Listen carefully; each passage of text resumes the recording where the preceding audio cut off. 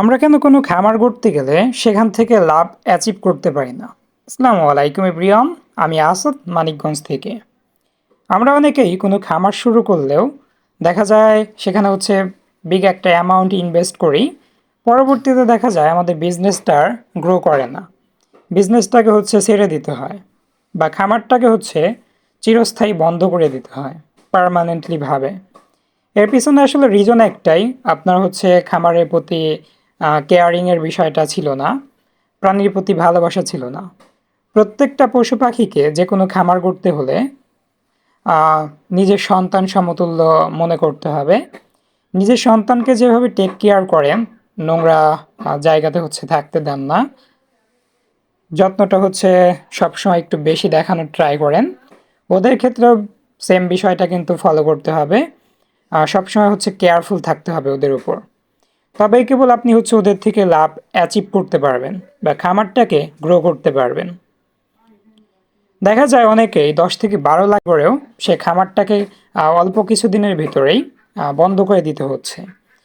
আর এর পিছনে আরেকটা রিজন আছে, সেটা সঠিক জায়গায় সঠিক ব্যবস্থাপনা রাখা। শুধু টাকা ইনভেস্ট করে কিন্তু খামারি হওয়া কোনোভাবেই সম্ভব না।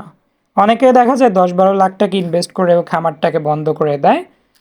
আর দেখা যায় অনেকে 10-12 হাজার টাকা ইনভেস্ট করেও সে খামারটা কয়েক বছরের ব্যবধানে 10-12 লাখ টাকার খামার কিন্তু হয়ে যায়। সেখানে ছিল খামারের প্রত্যেকটা প্রাণীর প্রতি কেয়ারিংয়ের বিষয়টা খুবই গুরুত্বপূর্ণ। সবচেয়ে বড় কথা খামার করতে হলে অবশ্যই আপনাকে পর্যাপ্ত পরিমাণ সময় ওদের পিছনে দিতে হবে। জাস্ট আপনি খাবার পানি দিলেন, তখন আপনি কিন্তু বুঝতে পারবেন না কোনো প্রকার হাঁস মুরগি অসুস্থ হয়েছে কিনা। আর যদি কিনা আপনি ওদেরকে পর্যাপ্ত সময় দেন, আপনি বুঝতে পারবেন।